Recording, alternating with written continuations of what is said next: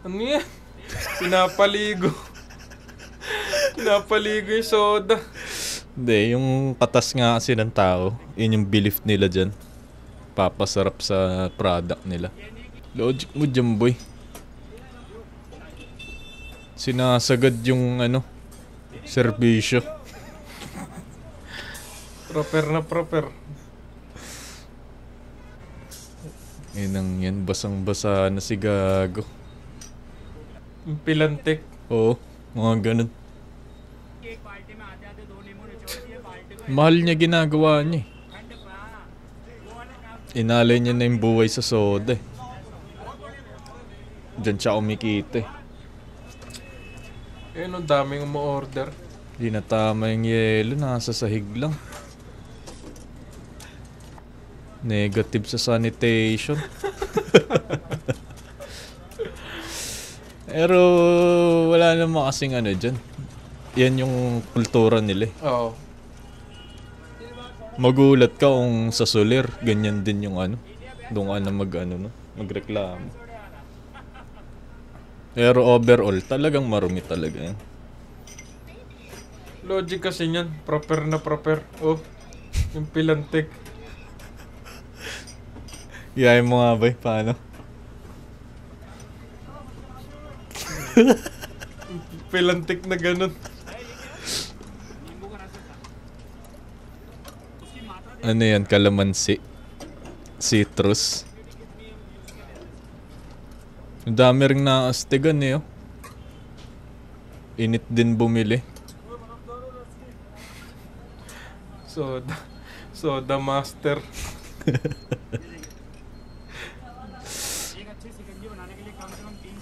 Logic niyan. Binabasa yung sarili. Pasarap. May amoy kaya yan, boy? O deodorant din? Ano yan? Lemon? Syrup ata. Sugar.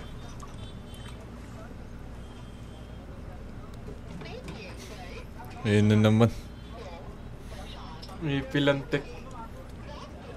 Sarap na sarap sa ginagawa.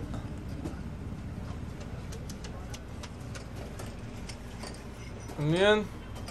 Halo, sinasawsaw na yung kamay. Hindi na tama. Parang binababoy na. Tapos bumibenta pa din. Ganun din naman kasi yung bumibili. Ganun din ginagawa nila sa bahay siguro. Kaya Ano yung umbaga, mas mababoy, mas masarap. oo. Yung katas nga ng tao kasi yung habol nila dyan.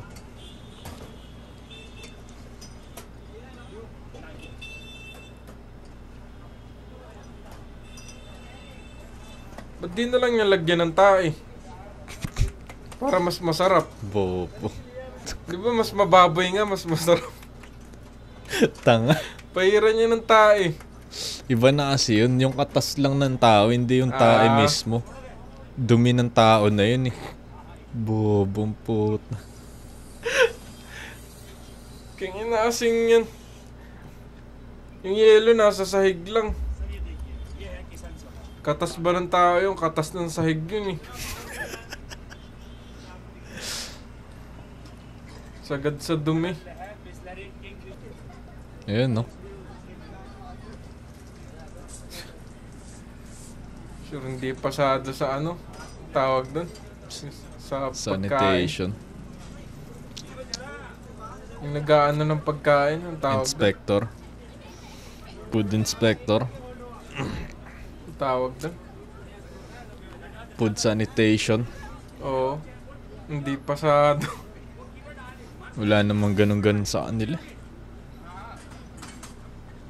Pero ang maganda dyan, masaya siya sa ginagawa niya. Saka marami siya natutulungan na tao. Kumbaga, kung alam mo namang madumi, di huwag ka nang bumili. Hindi nga sabi mo, culture sa kanila yun. Yun nga. Ayun yung kultura nila. Siyempre, sa ibang kultura, baboy talaga yan.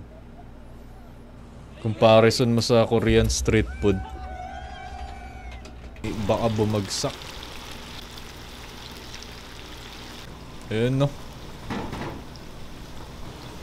Sure di aabot.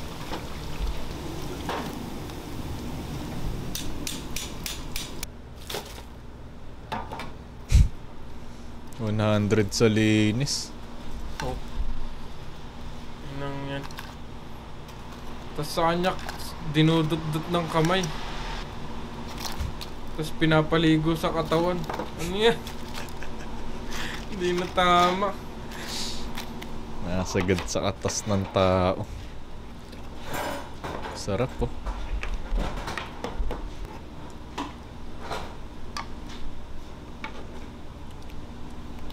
Gutom ako bigla.